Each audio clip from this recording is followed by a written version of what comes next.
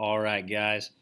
This is going to be kind of an interesting time for us here. I apologize that I can't be here again, but I want to take this chance to still be able to kind of teach you a couple of things and not just have to turn you loose to work on your own. So as we go through this video today, I'm just going to ask that you really try to stay with me step for step.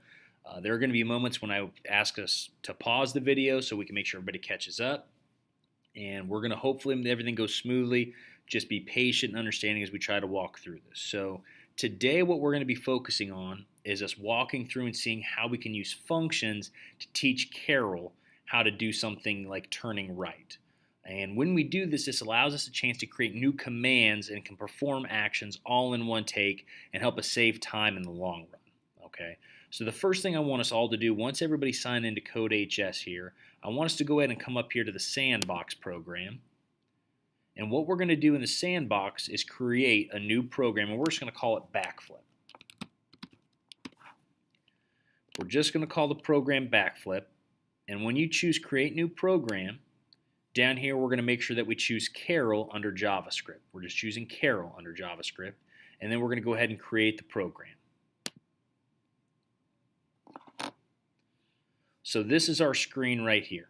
Okay, in this program, what I'm going to teach you is how to set up the function. Okay, usually, let's say I wanted to make Carol do a backflip. Okay, as we know, to make Carol do a backflip, according to our world that we live in, she'd have to turn left 4 times. And if I wanted her to do multiple backflips, I'd have to write turn left 4 times all the time. It would get to be a real hassle. So instead, what I'm going to do is I'm going to create a new piece of code, and by creating this function that allows Carol to perform a backflip without me having to constantly type turn left multiple times. So the first thing I want to start with here, and I'll try to zoom in a little bit for you, is I'm going to start by writing the word function, F-U-N-C-T-I-O-N. When I get done writing the word function, you notice it should change its color a little bit. What this does is it signals the program that we're going to create a new command. Okay, so I'm going to go ahead and hit space. So we have a function typed and we spaced, and now we want to give our call sign.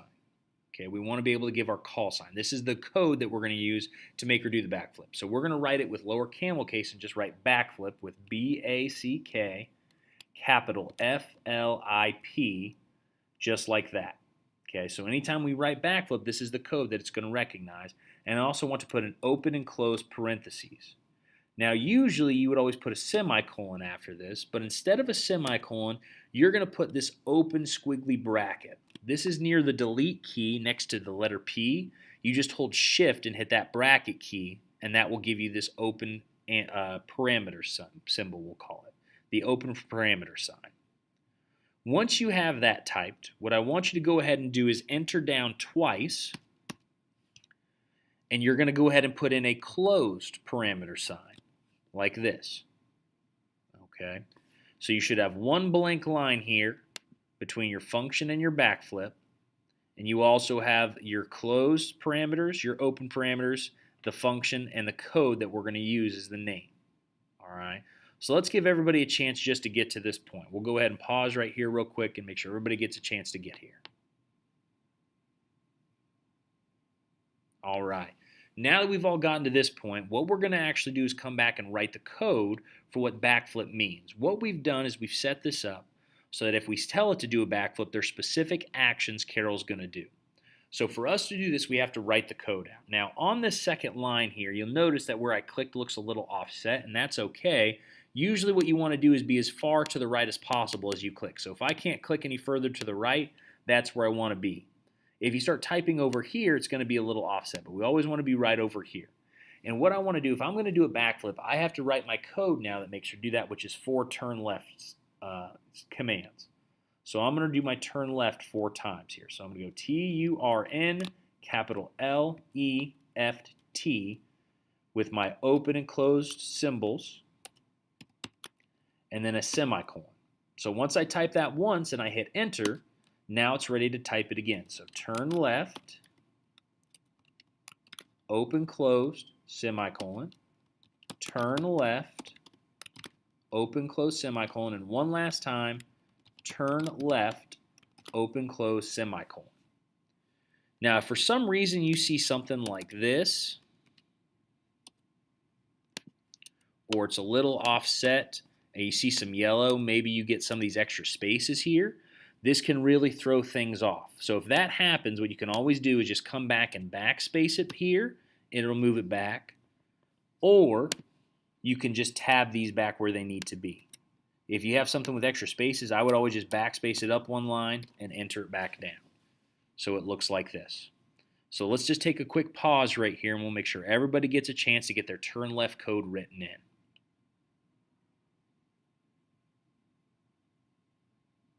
Okay, so now that everybody has their turn left code written in, what we've done is we've created the function. Now, what you'll notice, though, is if I choose to, let's say, run the program, nothing happens. Because what you have to understand is this is not how we do the backflip. We've just set it up so if we type the command, now it will do this. So I'm going to come back over to my code here, and I'm going to zoom it back in a little bit. If I can get it to zoom in, that is. There we go. All right. So I'm going to click at the end of my line here, and I'm going to enter down. And now I'm just going to go ahead and write some different code. So I'm going to go ahead and do 3 times of me moving, and I'm also going to put in some backflips here. So here's how it's going to go. So I'm going to put the move function in, and I'm going to enter down. And after she moves, I want to make her do a backflip now. So all I have to do now to make her do a backflip is write B-A-C-K, capital F-L-I-P, my open closed, and my semicolon. This now is recognized here. This will take it back here and do these commands when it gets here. Okay?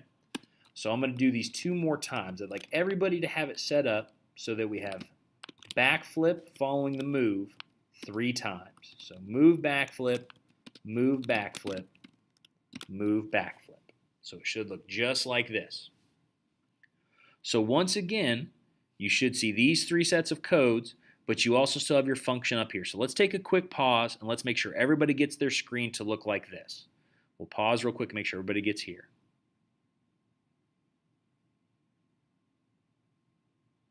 All right.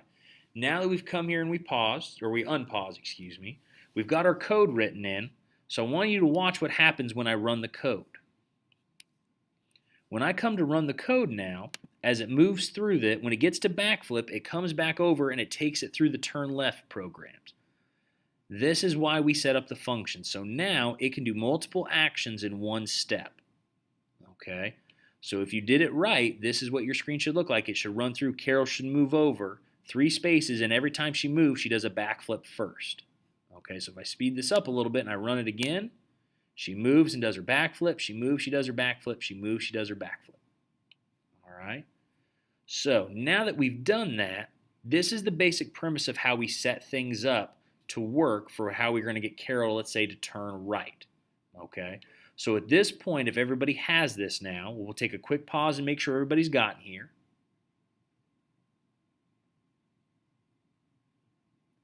And now that everybody's gotten to this point, what we'll go ahead and do is save our code.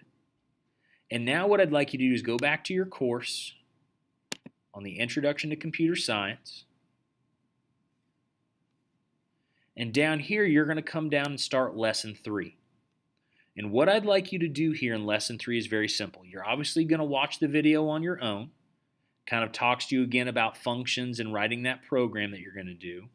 And once you're done watching the video, you're going to do the quiz, the example problem, and then the 2 exercises down here. If you successfully complete all these using the function options, you'll get your badge down here. Okay, so you'll go through and complete the quiz, example, exercise, exercise. And when you finish each one of these, I would strongly suggest you take your screenshots. You don't have a place to turn them in yet, but if you take the screenshots now, you can have them for later. Okay, so now that everybody's got that kind of idea down of how we're going to use the function to teach Carol this new command, all I want you to do is work your way through on your own, take your time, just work your way through it as best you can. If you get stuck, don't be afraid to ask your neighbors for help. They'll be able to help you out a lot. Okay, so take your time, good luck, and we'll see you soon.